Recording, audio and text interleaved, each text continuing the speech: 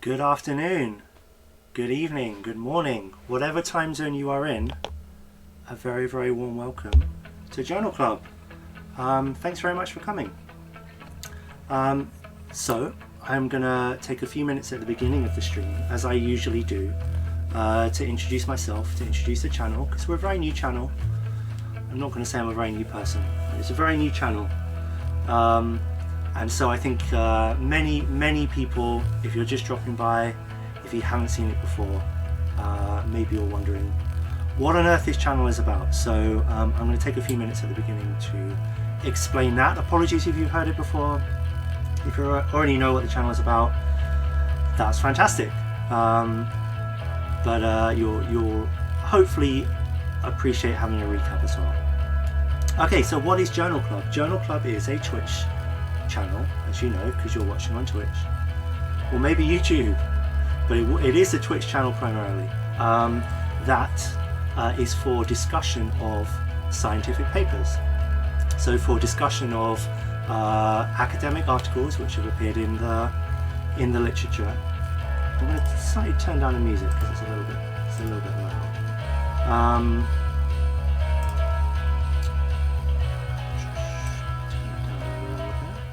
There we go. It's for discussion of scientific articles that appeared in journals. Journals are how scientists communicate with each other. They do a whole load of experiments in a lab, or do some observations, or do some computing, and then they write up a paper and they publish it. So what we do in Journal Club, we discuss those, discuss scientific articles, and this is a concept which is used in lots of different settings in every university in the world. I would imagine there will be at least some examples of a journal club. So it's where researchers get together to discuss papers, normally quite recent papers that have come out that may be important for their research, but maybe some older papers as well they might want to chuck in just for their own, just to build up their kind of knowledge of the area. So it's to discuss those papers, and to give their opinions, to give what they think is good about the paper, what they think is bad about the paper, and maybe what ideas they can take from the paper to help their research. So the idea is to do that, but on Twitch. And the big advantage of Twitch is that the entire world can join in if they have an internet connection and if they're so inclined. So that's maybe the dream, but we're not quite there yet. So if you do happen to drop by to the channel, if you do come and watch the stream, by all means feel free to say hello in the chat. The chat is right there on the right hand side of the screen. I don't know which side of the screen I need to point. Is it this side? Possibly. Possibly the other side. It's on one side of the screen. You'll be able to find it. You are internet savvy people, so feel free to say hi in the chat. Nothing bad happens if you do that, pretty much. The worst thing that happens, I might talk to you about it. That's pretty much the worst thing that can happen. So if you're happy to take that risk, feel free to go ahead and say hi. So that's kind of what Journal Club is. I didn't introduce myself, so my name is Robert Palgrave. You can see my name kind of floating below me. I'm a professor at University College London, UCL, which is a university, as the name suggests, in London, in the UK. And my kind of speciality, my area of expertise, if you like, is in materials chemistry, material science.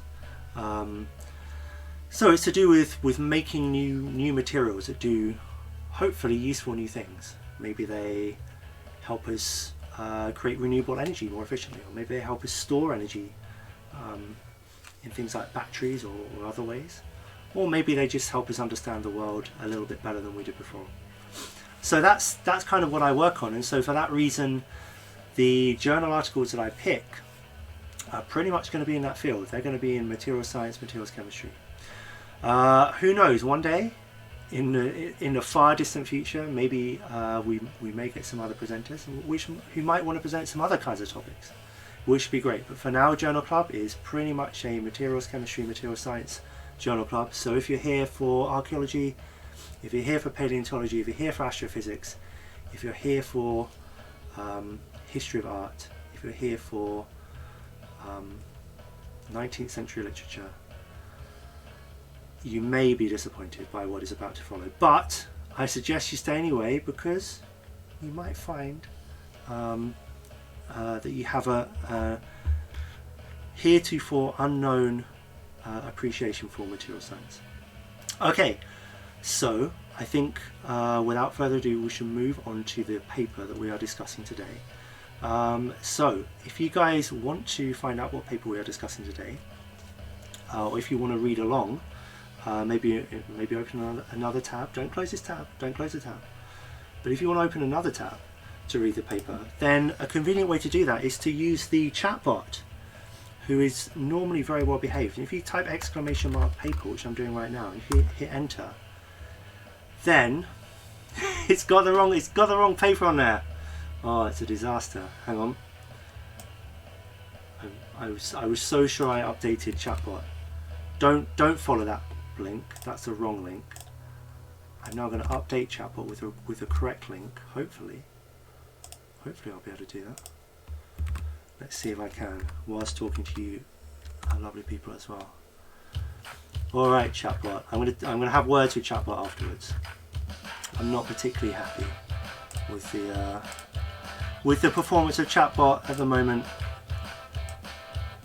Oh, okay, that's kind of weird, because chatbot, let's say save. Chatbot, at least on here, seems to be pointing at the right thing. Let me try one more time, chatbot. I'll give you one more chance. If chatbot fails me again, I may sack chatbot.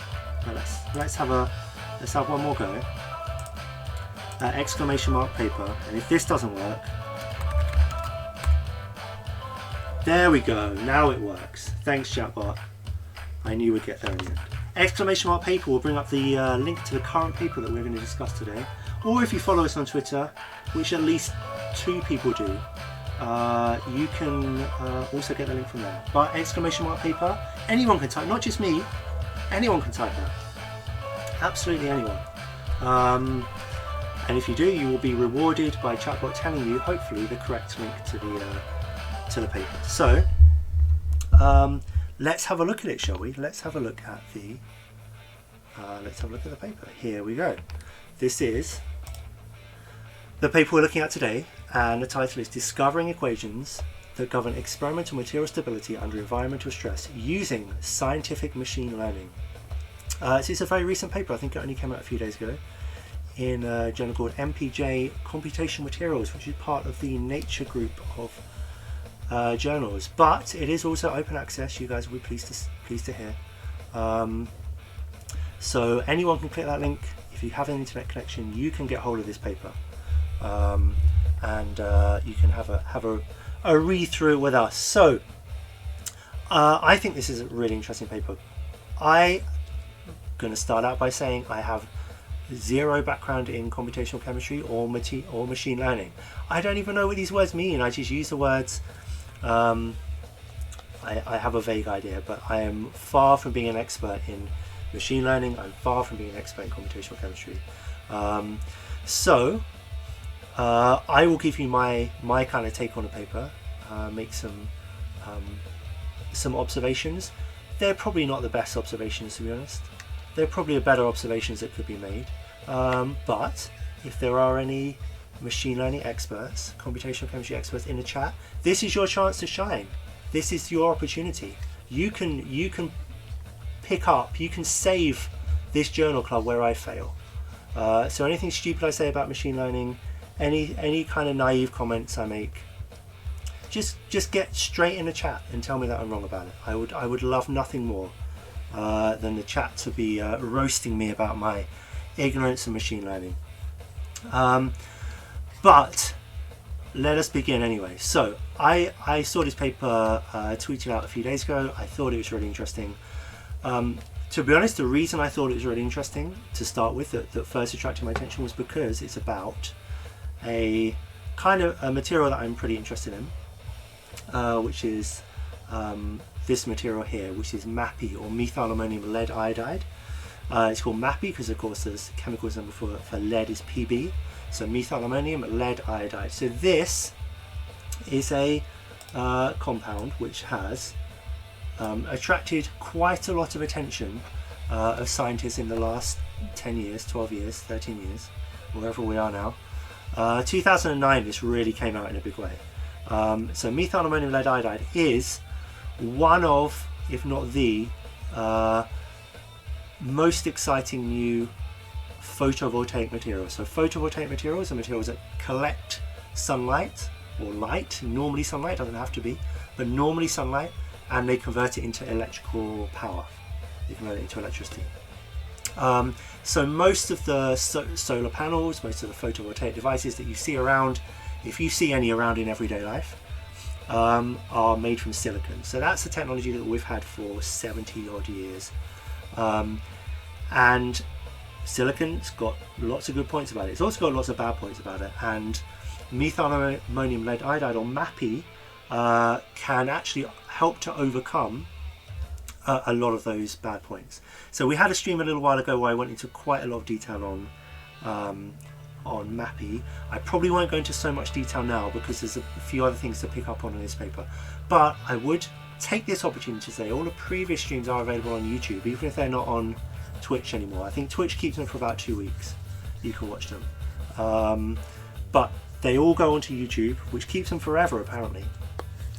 So you can always watch them there. There was a previous stream, I can't remember exactly what date it was on, but where we talked quite a lot about MAPI. So you know, if there's anyone in chat who wants to talk about MAPI, I'm happy to do that. But I'll probably just say kind of the minimal just to introduce the topic. So MAPI, very, very exciting new photovoltaic material, got lots of good advantages, should be very cheap to make, much cheaper than silicon to make, and it should be much more versatile than silicon. So because it absorbs light much more strongly than silicon, you can use a very, very thin layer of MAPI to get your the same amount of electricity out, let's say. So that means you could do crazy things like make flexible solar cells out of MAPI. You could coat it in, you know, a lot more different places than maybe you could use silicon, which is quite heavy. Silicon solar cells are quite heavy.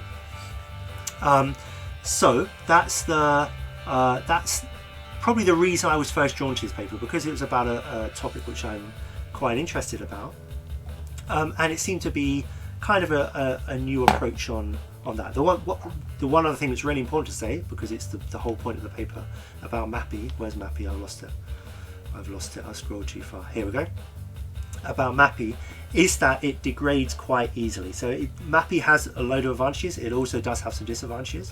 One of those disadvantages is that it degrades quite easily. So if it's exposed to air, if it's exposed to moisture, if it gets too hot, if you shine too much light on it, it kind of starts to fall apart, and that's not good. In fact, it falls apart in exactly this way here. So it turns from this nice perovskite structure. This is known as a perovskite structure. This 3D. Let's zoom in a little bit so you guys can see a little bit more clearly. Whoops. So yeah, this is the perovskite structure, which we want it to be. This is the thing that works as a solar cell material. But when it degrades, it turns into lead iodide, which doesn't have the perovskite structure. It has this kind of layered structure. It's not too important what the structure is, but what we should know about lead iodide is that it's useless as a solar absorber. So it's not going to be a good material for solar absorbing. We don't want this to happen. So this kind of degradation is something we absolutely do not want to happen. The way we can tell this is happening makes it kind of obvious it's happened. MAPI itself is black. You kind of expect it to be black because it's a solar absorber. It's absorbing visible light, so it's going to appear black to us. When it decomposes into lead iodide, it turns this yellow color. Actually, you can kind of see this. We're jumping a little bit ahead, but you can kind of see the color here. I'm going to turn the music a little bit louder, make it a little bit calmer. It will turn this yellow color. Okay, so you get this transformation from a black material, which is what you want, to a yellow material. So this degradation is something we don't want to happen. It's something that we scientists who are working on this are really trying to solve this problem of degradation, trying to prevent it from happening. And maybe the first step to preventing it from happening is to find out why it happens, to understand why it happens. And that's basically what this paper is about. So this paper is an experimental paper. They do experiments, but they also interpret the experiments using something called scientific machine learning. So machine learning is a bit of a buzzword, and as I said at the beginning, I am by no means an expert in machine learning. So I'm going to give you a kind of my take on machine learning, which is may not be the whole story. If we had some experts here, they would be able to tell you a more complete story. But machine learning has kind of become a bit of a hot topic, a bit of a buzzword recently. Not only in material science, not only in science, but it's kind of hit the wider realm of public knowledge. I think the idea of artificial intelligence, machine learning, ways to get computers to understand and solve problems that we kind of couldn't get them to do before. So I think a really good example of that is, there's a couple of good examples. One really good example is image recognition. So getting computers to be able to look at a picture and understand what that picture is, or at least be able to categorize that picture. So for example, there's loads of websites you can do this. I should have brought some up, but I haven't got any ready, but you guys can find them. There's loads of websites where if you you can give it a picture of something and it will tell you, is this a cat or is this not a cat? So cat or not cat. Computers are able to do that, and they're able to do that through machine learning. So the way that's accomplished, there's a neural network, an artificial neural network, which is kind of analogous to the neural networks that you could describe our brains as neural networks, the brains of animals as neural networks.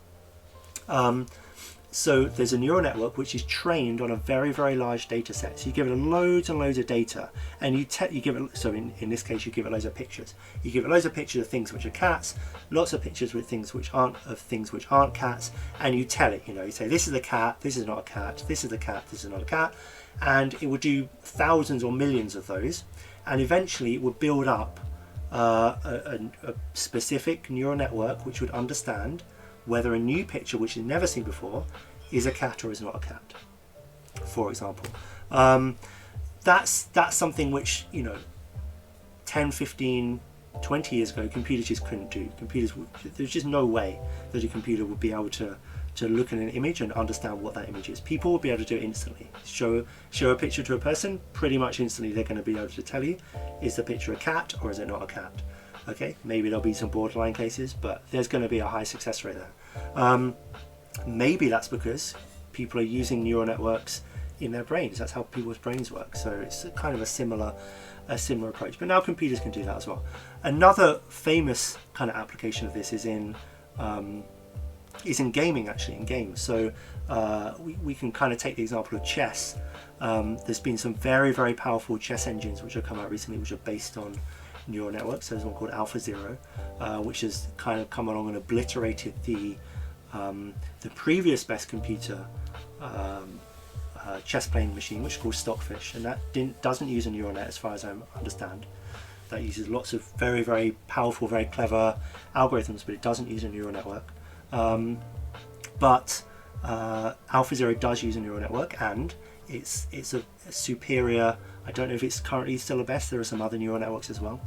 I'm not completely up to date with it, but at one point it was definitely the best chess playing machine. And the way it learns chess is kind of similar to the way that a person learns chess. It just plays lots of games. It starts off only knowing the rules, and it plays lots and lots and lots and lots of games against itself, and gets better and better and better. It starts to understand what works, what doesn't work, and eventually becomes the most powerful chess playing entity in the world, far surpassing any kind of human capability.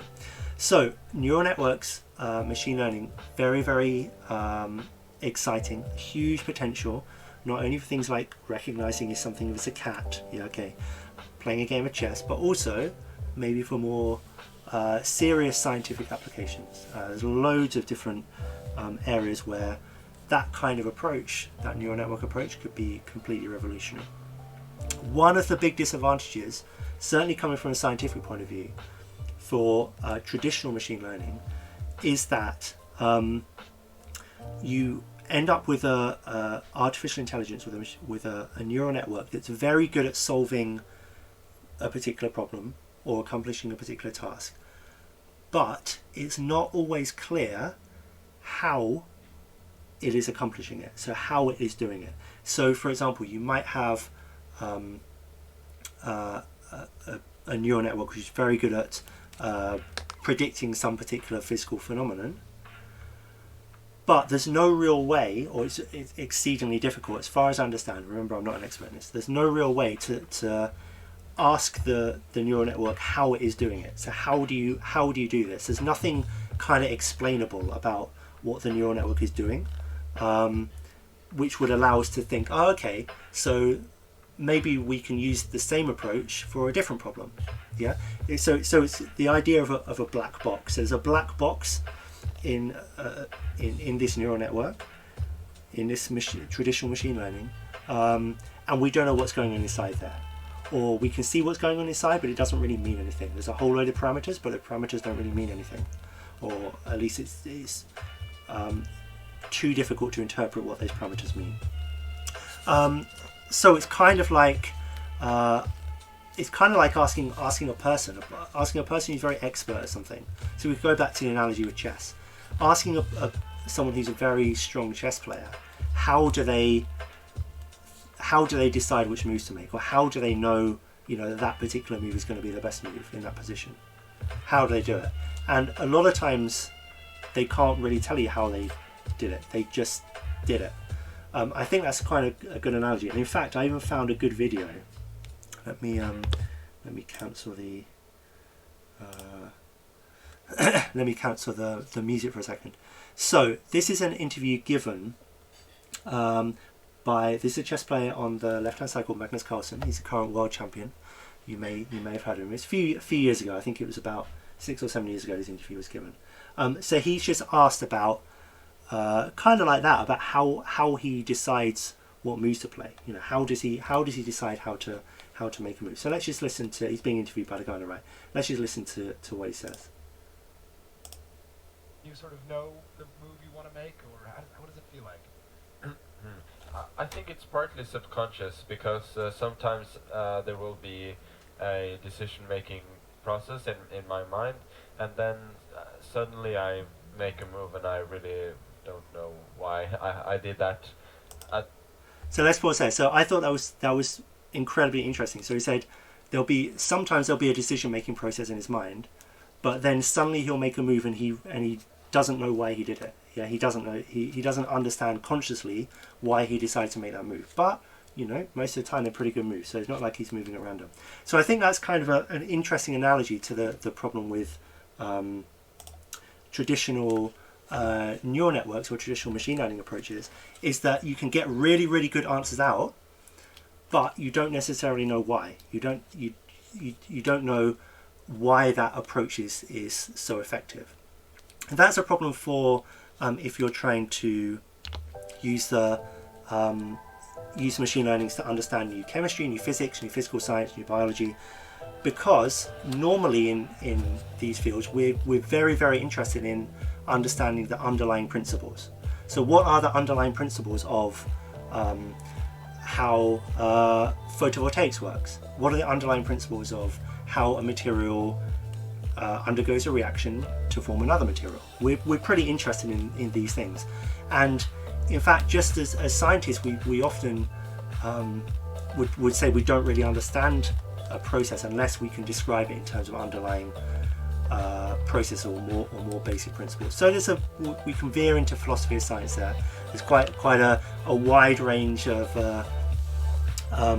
topics we could go into there, but I probably won't do that for now. But I think that the point is that machine learning can be very powerful for science, but the disadvantage that we don't really understand how it's achieving the results is quite a big disadvantage, because we're quite interested in the underlying properties. Okay, so this is where this idea, which is reasonably new, I think, or at least maybe reasonably new naming system, of this idea of scientific machine learning. So scientific machine learning, again, as I understand it, I'm really not an expert, is kind of the combination of a traditional scientific approach and machine learning. So in scientific machine learning, you may allow your machine learning algorithm to use a range of different mathematical approaches, but those you choose which mathematical approaches are acceptable to allow the machine learning algorithm to use ahead of time, and that allows you to pick mathematical approaches which have some, or at least could have some, physical basis. You know, so they could be some relationship to the underlying physical principles. That way, when you get some answers out, when you get parameters out, you kind of know they're going to fit into some kind of vaguely sensible equation that you can then at least try to interpret. So it brings many of the benefits of machine learning, but also it gets you a result which you can try and interpret physically, which is kind of a big advantage, I think. All right, I've kind of talked enough of intro. Let's get into reading the paper, because that's what we're actually here to do. So let's have a look at the abstract. So, while machine learning in experimental research has demonstrated impressive predictive capabilities, extracting fungible knowledge representations from experimental data remains an elusive task. In this manuscript, we use machine learning, ML machine learning, to infer the underlying differential equations from experimental data of degrading inorganic methyl ammonium lead iodide. This is the compound that I introduced to you guys earlier on. Perovskite thin films under environmental stresses, temperature, humidity, and light. Using sparse regression algorithm, we find the underlying differential equations governing MAPI degradation across a broad temperature range is described minimally by a second-order polynomial. This differential equation corresponds to the Verhulst logistic function, which describes reaction kinetics analogous to self-propagating reactions. We examine the robustness of our conclusions to experimental variance and Gaussian noise and describe experimental limits within which this methodology can be applied. Our study highlights the promise and challenges associated with machine learning aided scientific discovery by demonstrating its application in experimental, chemical and materials systems. Okay, very nicely written abstract, I think. I think it describes everything really well. I think we touched on a lot of those points. But yeah, the aim is really, can we use a machine learning approach to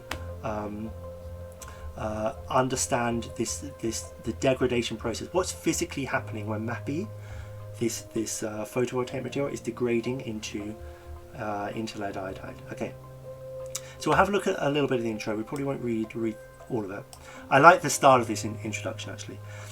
So in the traditional scientific discovery process, prior knowledge from first principles and empirical laws are combined with experimental data and intuition to yield governing equations. Newton's law of gravitation, Einstein's mass energy equivalence, and Kepler's law of planetary motion, and other physical principles are uncovered through careful interpretation of experimental data and inductive reasoning. So I think any manuscript that drops Newton, Einstein, Kepler as their first three references, I don't know, they're shooting for the stars with this manuscript, aren't they? I mean to name drop those guys, I think, is you know, you need to have a good paper following up after you say that. But it's a nice intro. I think it's a good way to start intro, and it sets the problem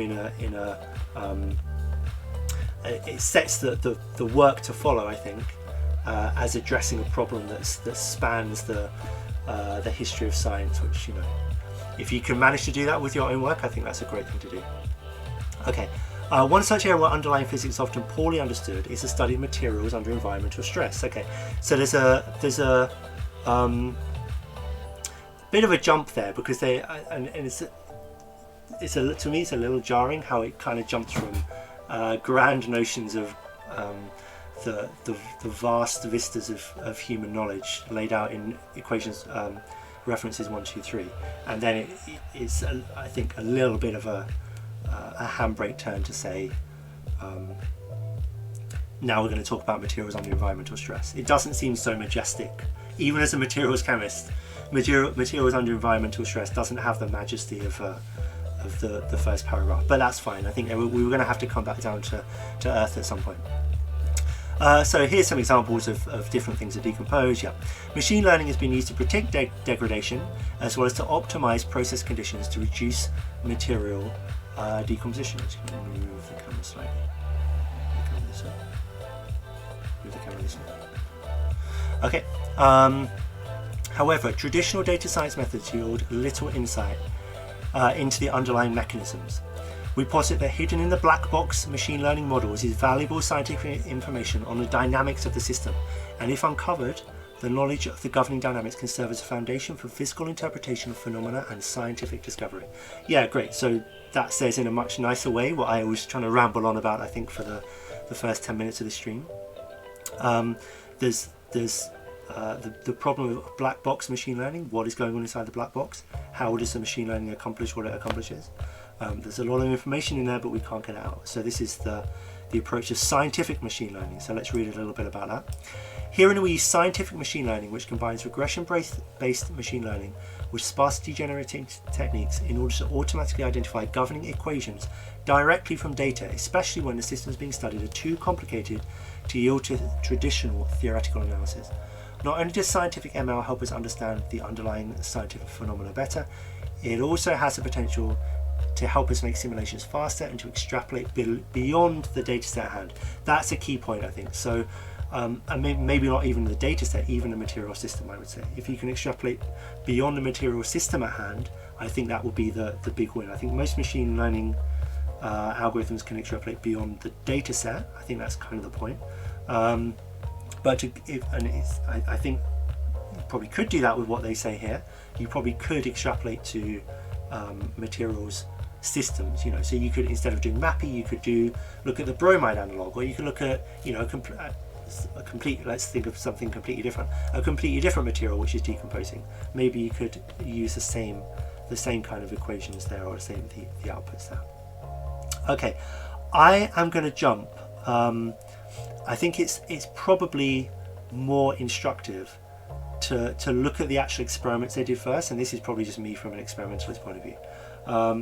Look at the experiments that they did first, and then we could go ahead and have a look at the kind of machine learning bit, which is really the new stuff, the exciting stuff. But I think it helps a lot if we can look at. Do I already have it open? Oh, I do already have it open. Sorry, I do already have it open. Right, this is really cool actually. I think all papers should basically have videos now. And you know, maybe one day I'll make a video. I never have actually. But for a paper, I made a video, but not for a paper. But what these guys, what the authors did here, they published along with the paper, they published a video of basically the experiment they did. So what they have here are a few different, I haven't counted them, a handful of films of MAPI. So these are actually the MAPI films, these black films. This is before they're degraded, and this is just inside some environmentally controlled box. So they can control the temperature, they can control the humidity, they can control other stuff, I'm sure. And obviously they're filming it with a camera above. And I think this is just to calibrate the color of the camera to make sure that they're always picking up the right colors. And they basically filmed the degradation process. So I took their video, I actually slowed it down a lot because I thought it was kind of too fast. So maybe I'll just hit play here. Is it going to work? Yeah, we'll hit play here. And what we should see is that the films will start to change color as, there we go, they're just kind of starting now. You can see some of them changing yellow, some of the black is changing to yellow. And that degradation is progressing more and more and more. But some areas haven't. You can notice some areas haven't degraded, they're still black. But some films are completely yellow. Some films have got a reasonable amount of black left. And then they all seem to, they're pretty much gone. There are actually a couple of areas which never degrade, I think. Let's see, let's watch to the end. We're almost at the end. Yeah, I think these areas are just never going to degrade. So let's just go run that back and forward. So starting from black, this is MAPI. This is the methyl ammonium lead iodide, the undegraded material. And as it's exposed to moisture, you can see it starts to slowly, I'll run it backwards and forwards, you can see backwards and forwards in time, you can see it starts degrading, turning into lead iodide, which is yellow. So it turns from this black to yellow colour. Now, I thought it's pretty interesting how the films were quite different in how they behave. So this film, for example, turns pretty quickly, but this one has got this ring pattern. This one's got this kind of ring pattern. A lot of them have these kind of strips or stripes or areas where they're really not degrading very fast at all. But anyway, we'll maybe come on and talk about that later. So this is their experiment, and I think it's a really neat experiment. They did this with, I think, with 108 samples. So this wasn't their only experiment. This is just the one that they showed us, the video. There were many repeats of this under different conditions. So what they then did, they measured the amount of degradation actually directly from the video. So they took the color coordinates of each point, I guess of each pixel on the well, I'm not sure they actually say whether they did each pixel, but they somehow got the color coordinates from each sample, and they interpreted the change in RGB values, in red, green, blue values. In fact, they just looked at the red value. So they saw an increase in the red value as you transition from black to yellow. So you're going to get an increase in red value as you go from black to yellow, and this they correlate with the amount of degradation. So the amount of degradation was interpreted, or the color change was interpreted as the amount of degradation. Okay, so that's the experiment I did. It's quite pretty easy experiment to understand, I think. So and pretty accessible as well. So you just have a camera, you're filming something over time lapse. I'm not quite sure how long the experiment took. Oh, maybe quite a long time. I think maybe about 500 minutes looking at the figure on the other part of the screen, which you guys can't see. Maybe about 500 minutes. So they just film this for a few hours over the course of a day. That's their data set, and then they can start interpreting this. So in terms of data collection, in terms of the experimental side, the data collection side, pretty straightforward actually what they've done, which is really good because I think it's a very accessible technique. Maybe we'll go on and talk about how good this is as a method of quantifying degradation. There's maybe some questions there. So how good is the color change at quantifying amount of lead iodide versus MAPI? So the MAPI to lead iodide ratio, how well is that described quantitatively by the color? I think there's maybe some questions there. I think there's maybe other techniques that could be used which would be more effective. Especially how much is the surface versus the bulk degradation. You think the surface is going to contribute more to the color, I would think. Maybe not, but I think it probably would do. I think the surface will contribute more to the color, so that means surface degradation kind of counts more in this measurement than the bulk degradation. I don't know. How thick does the film have to get before you just can't see through to the part underneath that maybe hasn't degraded or maybe has degraded. So I think there are some ways we could kind of critique the methodology, but very accessible methodology, very scalable. You could fit a lot of samples in here as I've shown, film them all at the same time. You could extract all of these color values just through some kind of script, some Python script or whatever you could write. So it'd be very, very fast to get this data. Yeah, maybe you could benchmark it. I think a good thing to do maybe would be to benchmark it against maybe a more established technique, something like X-ray diffraction. Powder X-ray diffraction I think would be very nice to look at some of these materials and correlate the lead iodide to MAPI ratio against the color change. I think that would actually be a really nice thing to do.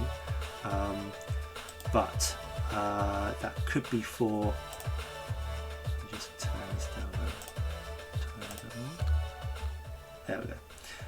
That could be for future work for other researchers to follow up on, but very, very interesting approach, very accessible, and I think it works well in this paper. Okay, let's get back to the paper. Maybe we'll read a little bit about the methodology actually, because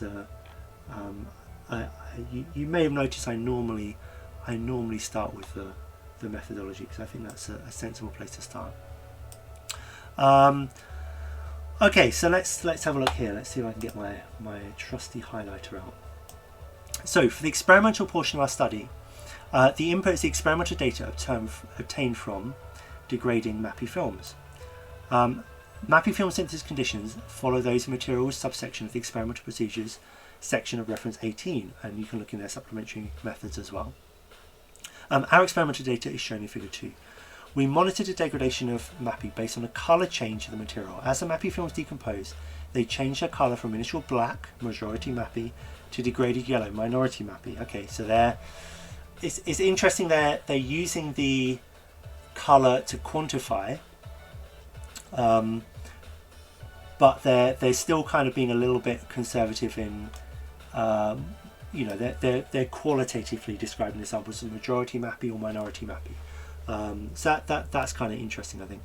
We acquired images of the degrading films with 0.5 minute temporal resolution and processed them to obtain an average red, blue and green colour components of the films as functions of time.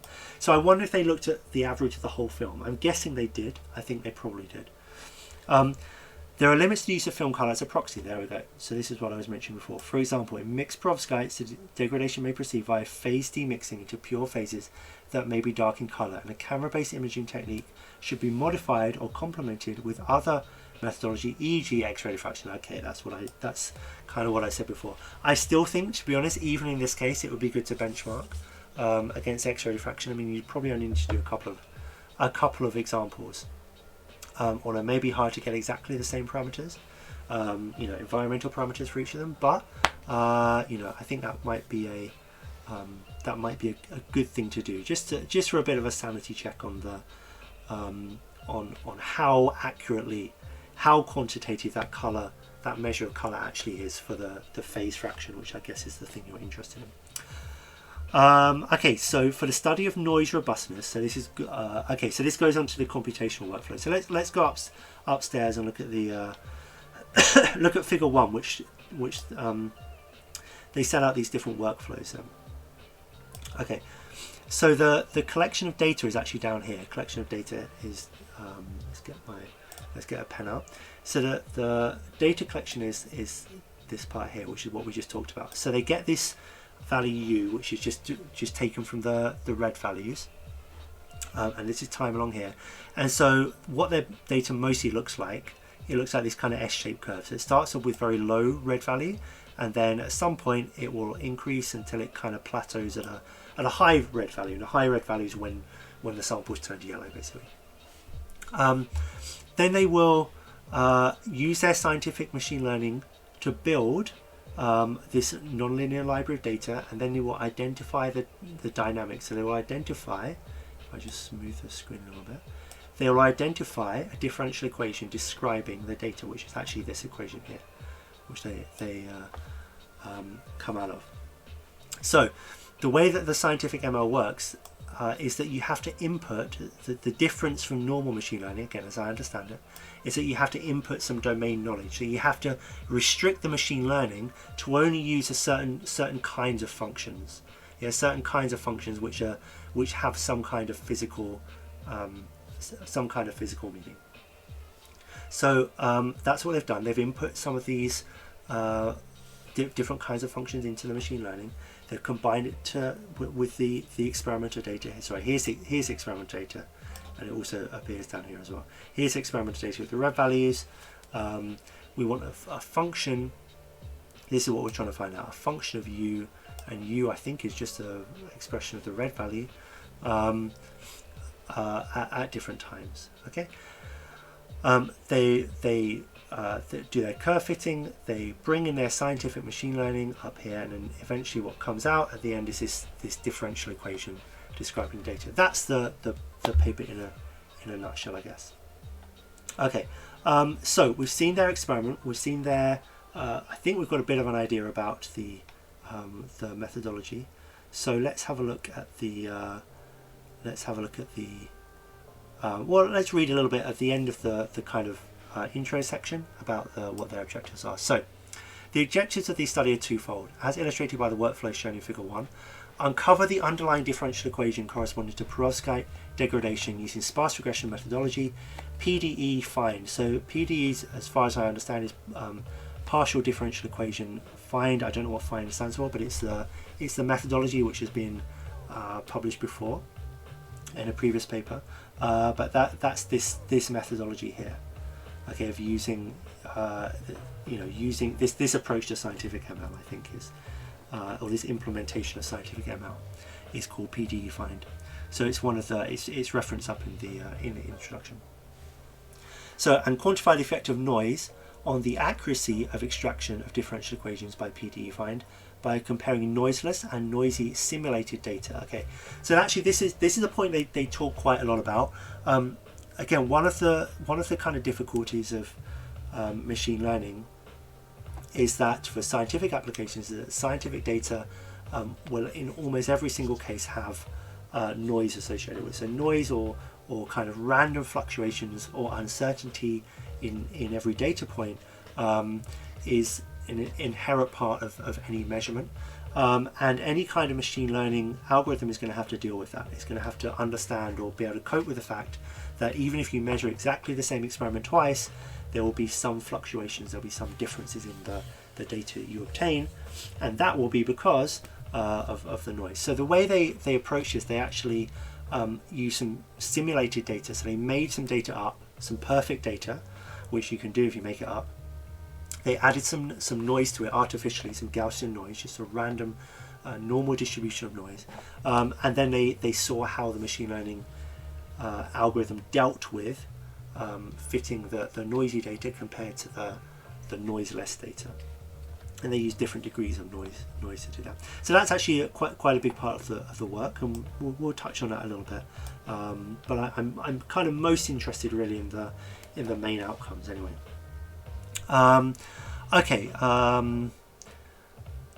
Okay, to generate the experimental data, so we talked about this a little bit already, but we subjected 206 thin film samples of methyl ammonium lead iodide MAPI to 0.15 sun illumination, so there's shining light on it, and 20% relative humidity, and temperatures varying from 35 to 85 degrees Celsius in our in-house environmental chamber.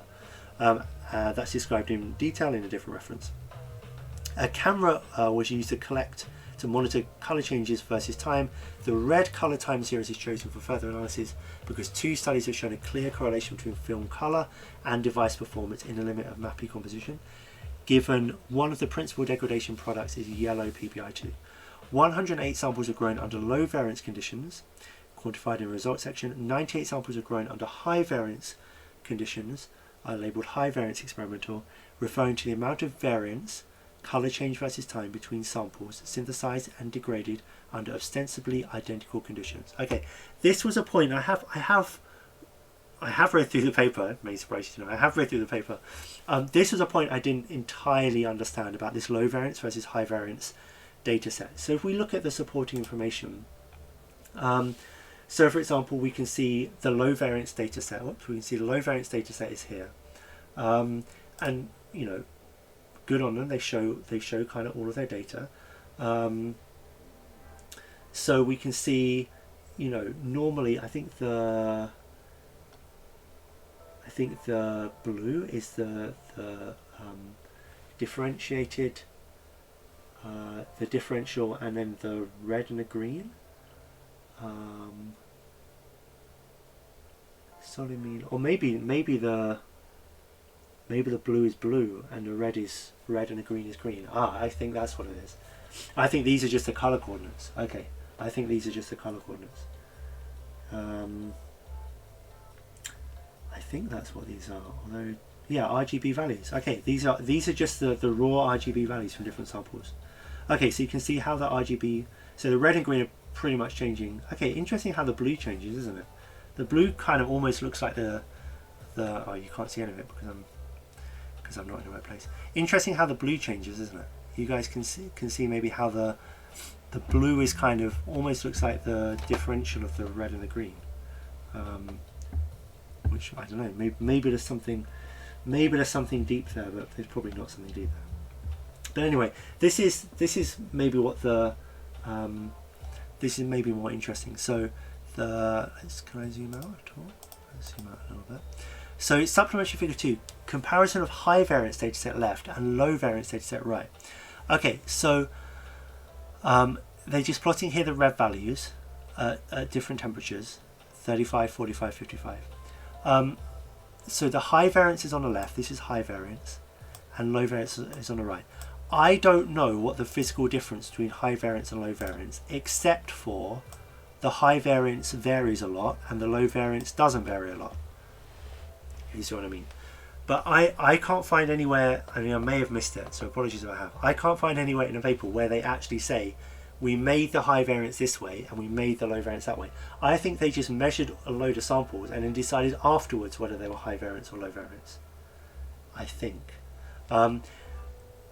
So I'm a little bit unsure about exactly what the aim of that methodology is. I don't fully get it, to be honest with you. I get why they might want to look at the low variance data sets because you have lots of samples and they all behave the same way, but then the high variance data sets, you have lots of samples and some of them behave very differently to other ones. Like this one is complete outlier, this one's complete outlier, and there's quite a broad kind of range of quite a broad variation in the middle. Seems to be worse at lower temperatures. At higher temperatures, the high variance, which is this one, and the low variance, they're kind of much of a muchness. They're pretty similar. One thing I thought was pretty interesting, even in the low variance, look at the range of red values at the endpoint. The range of red values at the endpoint is actually pretty big. So again, I don't know, we kind of saw that on the video maybe. We saw that some of the samples, there was still some kind of black areas left at the end. Let's nip back to the video. Like some of the samples, if you look quite far on in the data set, there's some areas which are still pretty black, and I think they persist right to the end. Yeah, so we're right at the end of the time now. I think there's a black area here, and there's some down here, there's some down here. So it's at the edge of the film. It's pretty interesting at the edge. So there seems to be quite a wide variety of end values for the red. So I don't really know what the physical explanation for that is. That's pretty interesting. So I'm not sure exactly. I'm not sure exactly how that fits in with the models, or to what extent that affects the models. That would be. I don't think they discussed that point. But yeah, notice there's quite a variety of kind of end states here. Anyway, so they have these two sets. They have the low variance and the high variance, and basically most of the paper is about the low variance set. So I think what they've done, I might be completely wrong about this, I think what they've done is measure all the samples, split them up, I guess arbitrarily between high variance and low variance based on how much difference they see between samples which are supposed to be the same. If they don't see much difference, they put them in the low variance set. If they see a big difference, they put them in the high variance set. I think that's what they've done. Okay, let's have a look into the results here. So our aim, as I said before, is to obtain the equation that most accurately describes the environmental degradation of methyl ammonium lead iodide as a function of time and temperature. There are two main challenges for scientific ML in this application that are also common with many other experimental applications, especially material science. The function space that could, in principle, capture the degradation process is enormous, complicating identification of unique equations. Furthermore, experimental data has measurement noise as well as sample-to-sample variance. Yeah, we talked about that. Making identification of quantitative analytical descriptions even more challenging. Okay, so these are the two challenges that they identify: noisy data and a very, very large kind of parameter space, equation space, whatever you want to call it, that could potentially you might have to search to give your right answer. Our experimental setup represents typical materials science experiment. The noise in our experimental data is of the order of 0.35% for both high variance and low variance experimental data sets. Okay, that's interesting. So the high variance isn't due to high noise then. The noise is pretty much the same between both of them. Okay, the sample-to-sample variance for the low variance experimental data set is estimated to be 20% in relative standard deviation, and the maximum mean absolute deviation is 12 units. Red color varies from 0 to 255. from the high variance experimental data set, variance is estimated to be 23% in relative standard deviation, and the maximum mean absolute deviation is 31 units. Okay, so the high variance, as you would expect, has a higher variance between different samples. And they say that's because spin-coated perovskite film samples tend to have rather high variance, especially when aged. Okay, first we attempt to uncover the differential equation governing perovskite degradation directly from the experimental data, workflow 1. A simple way to analyze reaction rate orders is to fit the data to zeroth, first and second order dynamics. These equations do not fit the data, showing that the environmental degradation of MAPI does not follow simple nth order kinetics. Okay, so this is very, very simple kinetic theory, that the rate of a reaction will be a constant multiplied by the concentration of some component of the reaction raised to some power. Yeah, so maybe raised to the zeroth power, in which case it's independent of the concentration, or it could be a first order equation raised to the first power, second order equation raised to the second power, etc. You can have higher order equations as well. So this is based in kinetic theory. This is all to do with how chemical species interact with each other. We're definitely not going to go into kinetic theory now, but this is very much rooted in physical theory, in well understood chemical theory, physical theory. So they're saying they try to do this in supplementary figure 3. So let's look at supplementary figure 3 and see what we can see. Okay, fitting experimental data, zeroth, first and second order reaction kinetics, 55-degree average data. Okay, zeroth order, well, that's gonna kind of give you a straight line. So that means that the change in U, so U is some, I think U is just related to the red color. Okay, it's just a measure of the amount of the stuff you have. The change in U with unit time is just a constant, so that obviously means you have a straight line. So this is the experimental data, the S-shaped curve, and the model data is the dotted line. So first order, du by dt equals k times u, so k is a constant, and now they're plotting the logarithm here to give you the straight line. And second order, du by dt is ku squared. So now they've done another plot to give you a straight line, and what you should see if this is accurate is, what you should see if this is accurate is that the experimental data should fall on the same line as the model data. This is kind of standard way that you look at kinetics. So you would want the model data here, so the experimental data, to fall along the straight line as they're changing the axes here. I'll zoom in on the axes because it's maybe not entirely clear. Yeah, okay, it's still not super clear, but they're changing the axes to these quantities here in order to give a straight line in their model. But none of the experimental points do fall along the straight line, so their conclusion from that is that it's not zero, first or second order. So not a simple idea of a very simple kinetic model can't be applied to this. Doesn't really work. Okay, so these equations do not fit the data as we just saw, showing that the environmental degradation of MAPI does not follow simple nth order kinetics. This motivates the use of PDE find. This is a machine learning kind of approach implementation. We apply sparse regression to the whole experimental dataset with a broad function library consisting of polynomials of u up to order 5, sine and cosine of u, polynomials of t, which is the time, up to order 3, the square root of t, u multiplied with polynomials of t, temperature, capital T, and adjusted negative exponent of 1 over t. Okay, so that comes in from the Arrhenius, an Arrhenius-like equation. While we choose a broad set of candidate functions, the choice of function library is critical and determines the outcome of PDE find. So they've lumped in a whole load of functions there. Some of those seem quite realistic. So they've got an Arrhenius-like equation in there, which you think, if it's an activated process, you think that would be likely to have an Arrhenius term. And they've got polynomials of u, so that's the u is the concentration of I think u is the concentration of the product. I think it is, but I may be wrong about that. I don't think it ever says completely explicitly what U is. It probably does. I just missed it. But U is either the concentration of the product or the reactant. So use one of those. Polynomials of that. So we've seen that could be that would, for example, correlate to simple kinetic equations.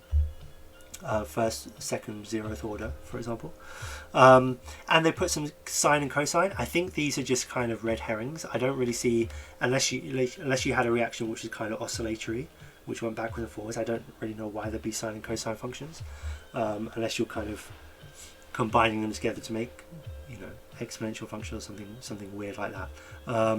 But I think these are maybe just kind of red herrings. We find that sine and cosine terms are not selected by PD find, indicating as a sanity check, okay, there we go, that the algorithm correctly identifies that periodicity is not a feature of the dynamics. Yeah, so it's not a reaction which goes up and down, back and forwards. It doesn't go black, yellow, black, yellow. It's just it's a one-way street. This reaction is only going one direction, and that's away from black and towards yellow. So sine and cosine are really not going to play a role in this. Okay, polynomials of t and u. Let's rub that out because I can't actually read the words. Polynomials of t and u times the polynomials of t, which corresponds to the Avrami equation, are not included in the chosen library or assigned very small weights. So the Avrami equation, they're actually going to explain this a bit later on, but the Avrami equation is a specific kind of kinetic equation which applies to systems where you're having reaction at a particular point, and you're getting diffusion of reactants towards that point, and the reaction is only happening at one position and the reactants are diffusing towards it.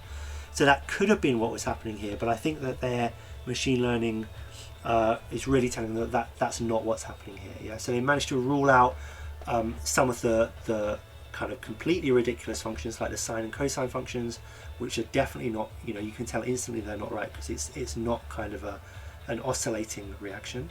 But they also managed to rule out, I think, something that could definitely have been a realistic attempt, this Avrami equation, which is describes the kinetics of something where diffusion of reactants to a particular location is the governing governs the rate. Yeah, so they managed to rule that out as well, or at least they said that the Avrami equations were given very low weighting. Okay, so that maybe we can interpret that as saying, it's not really playing much of a role there. Where were we? I lost where we were, sorry. Yes, so polynomials of t and u times the polynomials of t, which correspond to the Avrami equations, are not included in the chosen library or assigned very small weights. To understand how well the obtained differential equation represents our data, we compare the derivative estimated by our differential equation to the numerical derivative obtained from the experimental data. While certain trends in the derivative are captured, errors exist because of the variance in our experimental data. Supplementary figure 4. Refinements to the approach are thus needed. Okay, let's flick over to supplementary 4. So here we're actually comparing now. We're comparing their model with the real data. Okay, so we tried. Here we were comparing, very simplistic kinetic models. None of them worked. Now we're actually trying their machine learning outputs compared to the actual experiment. Okay, so the grey points, as far as I'm aware, let's just check at the bottom. Do we have a caption? We don't have a caption. The grey points, I think, are the experimental data, and the purple line is the model, the output of their machine learning. Okay, the outcome of their artificial intelligence. So you can see and they're plotting here the derivative of u with respect to t. So how much u is changing per unit time at a given time, and plotting t along the bottom. Actually, they've got a lot of temperatures here, which they don't show all of these temperatures, I don't think, in the main manuscript, but they have temperatures up to 85. So here you can see the they get a reasonably good they've got the shape pretty much right in many of these, and some of them actually they don't look too awful. So the temperature 55, temperature 45, the purple line is kind of matching reasonably well I think with the experiment, but some of them is not working very well at all. So this one is not working very well, and these ones, these are quite wrong. The experiment seems to be a lot higher derivative is much higher, so the rate of change is much higher compared to what they were predicting with machine learning. So, as they say, refinements to this approach are thus needed. Okay, so let's see what they say. We proceeded to narrow the application of PD find by applying PDI find to the average data at each temperature individually to extract the governing ordinary differential equation, ID's ordinary differential equation. So using the average data helps us deal with sample to sample variance. Okay, so I think what they've done, I think if I understand it right, they've taken the average of all of these samples. So I think what they're doing, within each sample, they were already calculating the average, I think, rather than just taking 1 point. And now they're taking the average of all of those averages to give you one kind of super average for all of those, for that environmental condition. So whatever that temperature was, whatever that humidity was, that's how they then go and get that average. Okay. So since all environmental conditions were almost identical for samples degraded at a particular temperature, but aging tests of each temperature were conducted one after another, introducing differences, e.g. in sample storage times and exact equipment atmosphere, we aim to reduce the influence of variance inducing conditions by applying PD find at each temperature separately.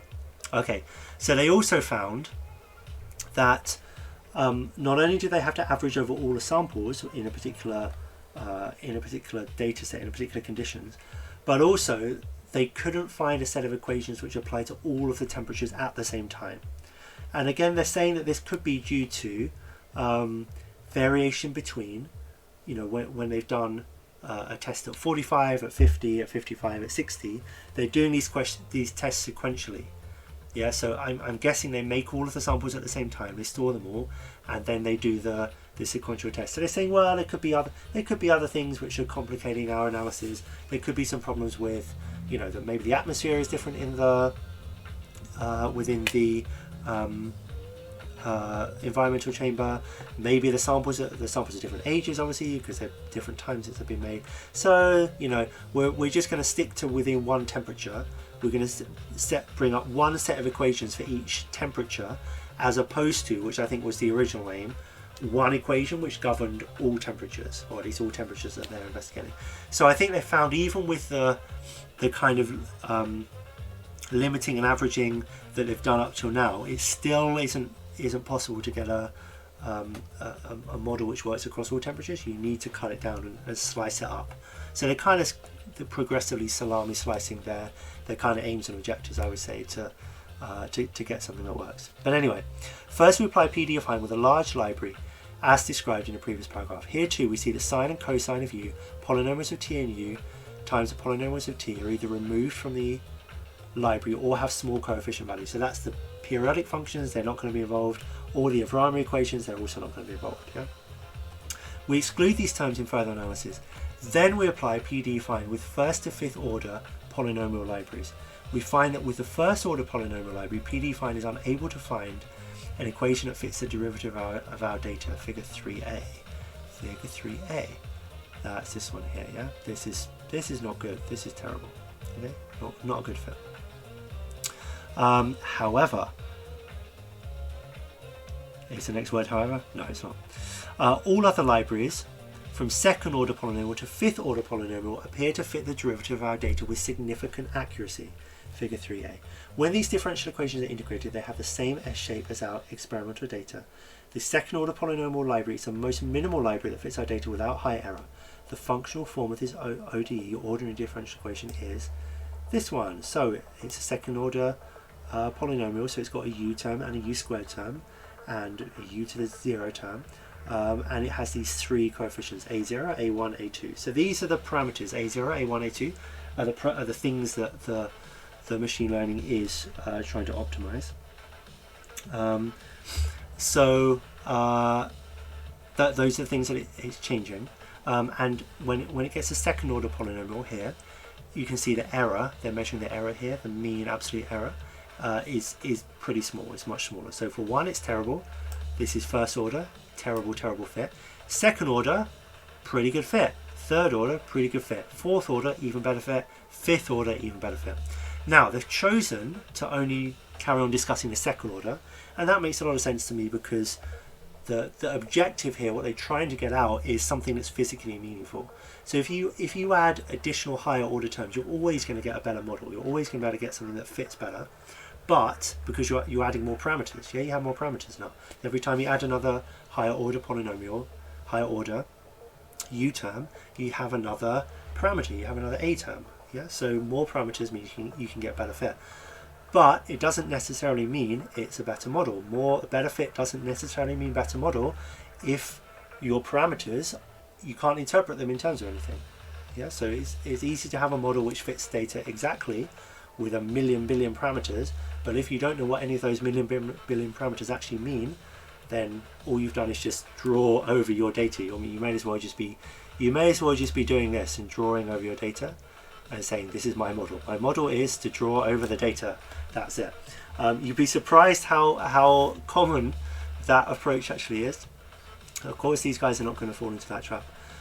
They're one of their two main aims is to produce a model where they can actually interpret the parameters in terms of something real.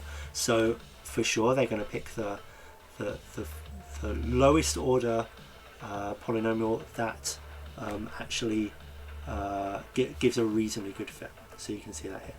Now, let's read the text a bit more, because they're going to explain a bit more, I think. We also notice a trend in the values of the fitting coefficients with respect to temperature, especially in the case of the second order polynomial library, which is the one we're kind of most interested in. The slope of the curve changes between 55 and 65. The temperatures of which a well-known MAPI phase transition occurs. This may indicate that the phase transition affects the degradation mechanism, but is not experimentally confirmed in its work. Okay, that's an interesting point. So MAPI, methyl ammonium lead iodide, undergoes a phase transition from cubic at high temperature to tetragonal at low temperature. It's around that between 55 and 65 degrees. So let's see. I'm not entirely sure what.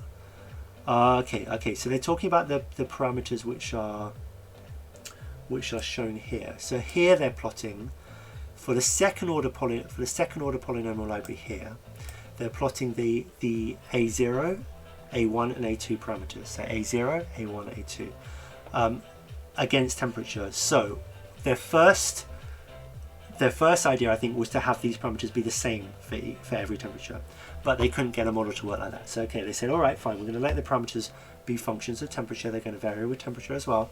So now A0 kind of has a slope like this, and then suddenly starts going down more sharply at about 65 degrees, whereas A1 has a positive slope, goes up, and then it starts going up more sharply, and A2 looks pretty much like A1, goes down with a shallow negative slope and then a steep negative slope.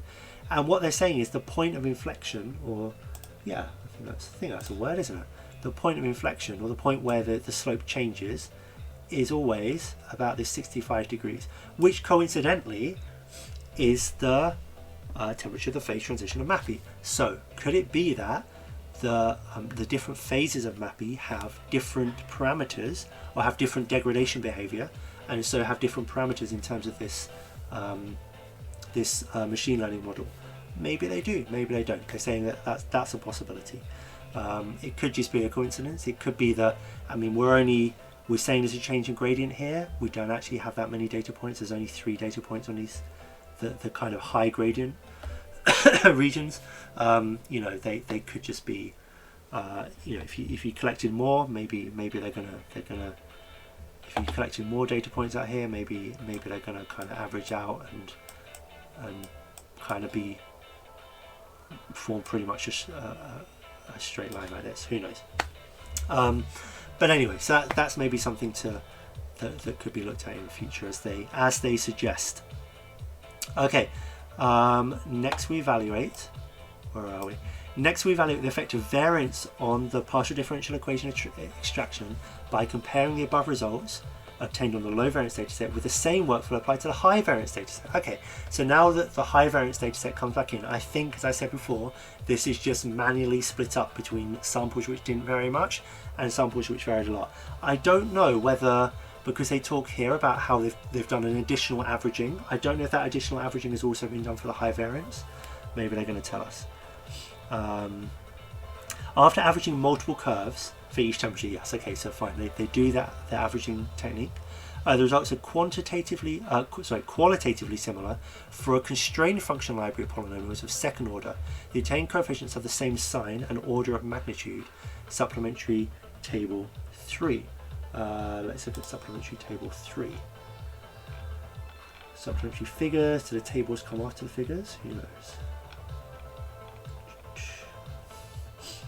Here we are. We're in the tables, and we've found table 3. So, low variance and high variance. Okay, so candidate function is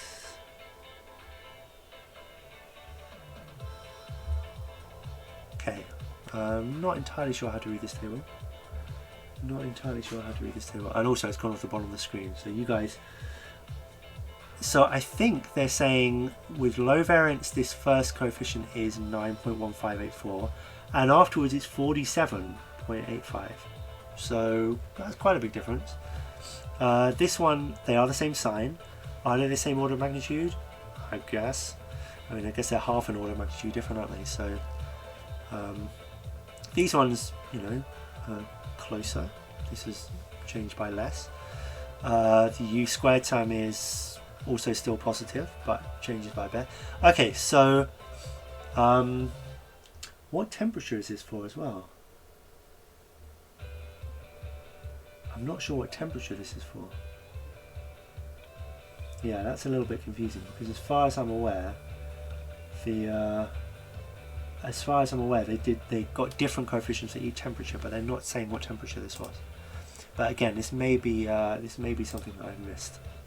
Let's pop back to the main text anyway. So this indicates that PB find can fit even high variance experimental data when appropriately averaging over multiple samples. I guess so, yes. Okay. To quantify the effects of sample-to-sample variance, we apply PB find to each curve individually. As expected, PB find extracts a large variance in coefficient values. The values of coefficients vary as much as 60% with the low variance dataset and up to 90% with the high variance dataset. Okay. Okay, so I think what they're saying, you really need to average the color values, the U values for each data set. If you don't, you just get a very, very large difference in coefficients. Okay, results on simulated data. Now we evaluate the effect of noise on PDE, partial differential equation extraction, using simulated data. We use a nonlinear least squares method to fit our experimental data to the Verhulst logistic equation. So the Verhulst logistic equation is basically the answer they came out with. It's this thing up here, this equation here. So the second order polynomial. Here we go. This one, this guy here. So this has actually been used to model kinetics as well. They talk about this in fact. You know what? Maybe let's just go to the discussion, because I think discussion is maybe more illustrative at the moment. Okay, let's have a look at the discussion. So, scientific machine learning enables unique insights into mapping degradation in this work. It's a promising method that can be used to uncover governing equations through data, especially when the derivation of physical laws using first principles is challenging. In our study, we demonstrate that PDE find identifies an underlying rate equation for the degradation of perovskite solar cells. Mapping degradation does not follow simple single order reaction rate, so we looked at that earlier on, defined as du by dt equals ku to the power of n. So that's kind of simple kinetic model which we looked at right at the beginning, and it doesn't fit very well, where n is the order of the reaction and u is the concentration of the species. In our system, this equation does not yield a good fit. The S-shaped dynamics we see in our study have been reported in other studies involving mapping degradation as well. Some articles report that the degradation results from nucleation and growth of PbI2 crystals, supporting the hypothesis that the kinetics follows the Johnson-Mael-Avrami-Kolmogorov, or simply the Avrami equation, which we discussed earlier. And that's the Avrami equation there. The Avrami equation represents dynamics where the degradation starts at nucleation spots on the film, and that these spots of degraded material grow radially, diffusion limited. Some recent studies have presented an alternative hypothesis of self-propagating or autocatalytic kinetics, which is described by another differential equation, the logistic function described in the methods section. In this study, we build a large library of candidate terms for the differential equation polynomials of u that make up the logistic functions are polynomials of t and u, time and u, multiplied with polynomials of t, which feature in the Avrami equation. The PD find determines that the simplest ordinary differential equation that fits our experimental dataset is of the form this. This is the Verhulst logistic function. This equation indicates that the reaction is first propelled forward by the presence of a reactant, as well as that of the product, leading to a rapid growth in the product that eventually saturates when it exhausts its reactants. A self-propagating reaction. Okay, so they're saying that there were maybe two different, well, let's say there were three different physically realistic scenarios. There was a simple kinetic, like nth order kinetic scenario, which they were able to eliminate without even any machine learning. They just compared their experimental data with the different nth order kinetic equations, and none of them fit. The second one is this Avrami equation, and this has been used by some other people apparently, according to these references, which I haven't followed up, but maybe you guys would like to do that. The Avrami equation uses the kind of assumption that you have nucleation of the reaction at a particular site, and then the reaction radiates outwards, limited by diffusion. So you have diffusion of more reactants to that site, and then the reaction kind of continues.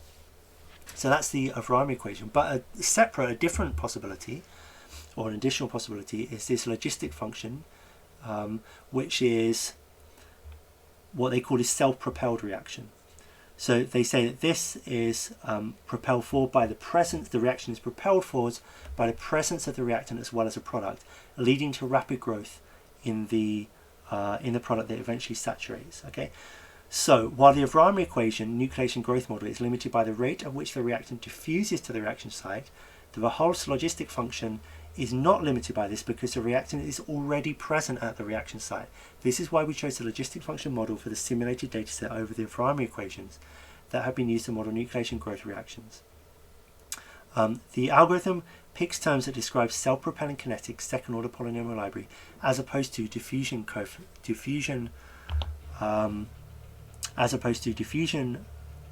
limited nucleation and growth, the Avrami equation. When visually inspecting the videos of degrading films without the benefit of PD find, it can be hard to identify which is the underlying mechanism.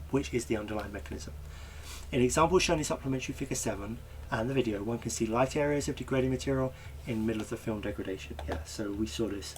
We've seen this a few times, but let's bring it back up again. So we start from black and we start to degrade it, and you can say let's stop it here. We're maybe about halfway through, and it's pretty. I mean, look, this one has done nothing. This one's done nothing at all, pretty much, and this one is almost completely gone. So this is what you might call kind of high variance, between these two samples. Difficult to model this. These ones have got, it seems like they have shapes coming out. But yeah, can we identify kind of points of nucleation? Let's run this in kind of super slow motion. Can we identify points of nucleation here? Where it's difficult to see, isn't it? Yeah, I think you'd be hard pressed visually to distinguish between those two models, and that's kind of the point they're making. They're saying that in fact you need to fit this to the equations in order to understand which of these two models it is. So equation 6 offers insights. So that's this equation here. Equation 6 offers insights that could help engineer more stable MAPI films. Once the degradation has begun, the autocatalytic nature suggests that the degradation will continue. As the reaction products catalyze further MAPI degradation, therefore suppressing degradation means delaying the creation of the first reaction products for as long as possible.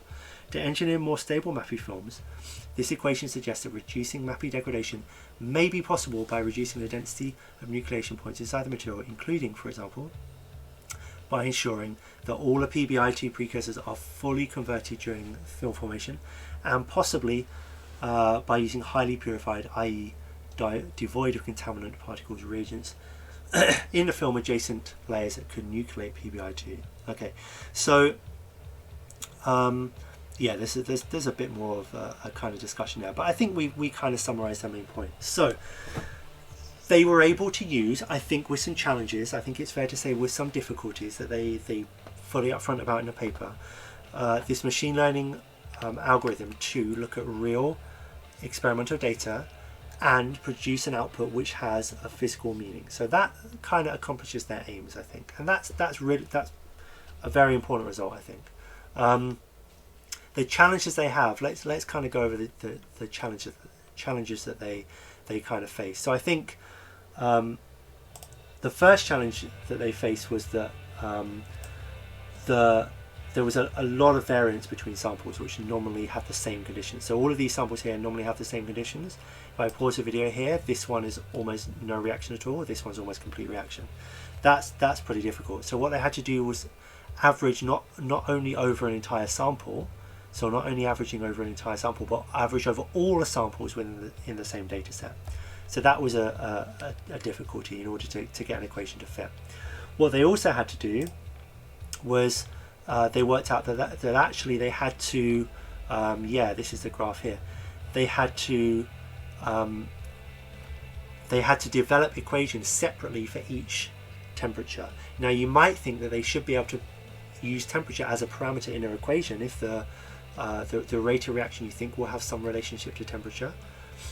So they should be able to use temperature as a parameter in their model, but they actually weren't able to do that. They weren't able to take temperature as a parameter and apply it to all the different temperatures they measured. It didn't fit that well. They had to derive different parameters separately for each temperature. So that was another kind of setback maybe, or challenge that they faced in doing this. And thirdly, when they then applied their equations that they developed for low variance to the high variance data set, actually a lot of the parameters had to change by quite a lot. So we saw some of those in that table. Some of them were changing from around 9 to around 45. They said they're always the same sign. Okay, yes, they're always the same kind of order of magnitude, yeah, roughly, but there's still some big changes there. Yeah? So I think there's still some challenges. What they actually did show, we didn't go over it, but what they did show was that these challenges are not to do with the noise. So they did a lot of nice section. Actually, we don't have time to go through it now. They had a nice section where they simulated the noise on the experimental data, and they used that to show that actually that wasn't the problem that was causing the challenges that we talked about in their fitting. It was actually the variance in the experimental data that was causing this. Okay, so how could they go about improving this? How could this be kind of taken forward as well? Machine learning, scientific machine learning, I think is going to be a big part of science in the future, without doubt. I think there's going to be a lot more. We're going to see a lot more artificial intelligence. We're going to see a lot more machine learning. But to get the best value out of that, we need to understand what the models mean that come out of these systems. This machine, it's no good having machine learning that gives us these amazing, formulas with hundreds of parameters, but we don't understand what any of them are, and we can't understand how to apply it to other systems, even if they predict very, very well the system that they're designed for. So scientific machine learning aims to be a compromise between traditional machine learning and maybe traditional science or computational science, computational material science, in that it allows us to look into the black box, allows us to peer inside the black box and actually get out equations which have some meaning. And that's what these guys have achieved. They've managed to get these equations out which actually can be interpreted physically, and we can use it to say, okay, the output of this machine learning means that the degradation mechanism is more likely to be this logistic function type mechanism compared to the Avrami diffusion limited function. So it's able to actually make a physical interpretation of the underlying mechanism, which is a really, really important aim that they successfully managed to achieve here, despite all of the difficulties in getting the models to work well. How could this be improved? Well, I think they suffered a lot from variation between samples in their within their data sets. So could you somehow have more uniform samples? Could the uniformity of the samples of spin-coated MAPI be improved? Possibly. There's always ways you can improve that. Could you work with samples which are not thin films? Could you work with single crystals? Could you work with other kinds of samples? Could you work with powders even? Kind of microcrystalline powders? Would that be a way to make everything a lot more uniform?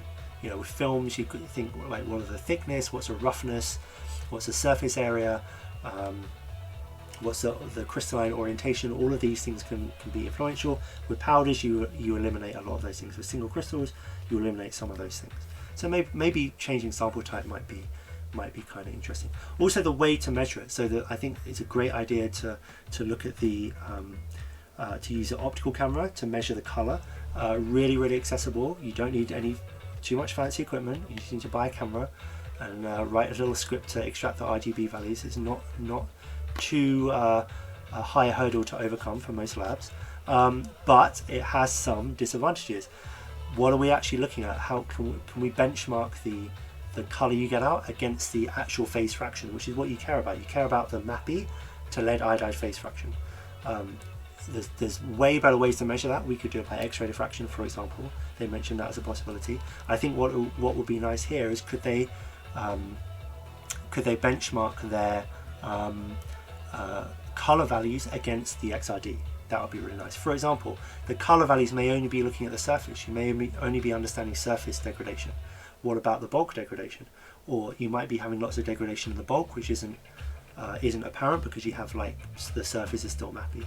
These are possibilities. They do make the point, which is a really good point, that other people have found that the color correlates well to the efficiency of a device. Yeah, but it's still a few different steps between the efficiency of the device and the phase fraction. You know, the MAPI to PPI to phase fraction. There's a few different there's a few jumps between those two things. So I think it would be nice to benchmark directly against that. But what potential could this have going forward? I think this could be really useful for anything to do with monitoring chemical reactions. Could be things like degradation, could be chemical reactions in general.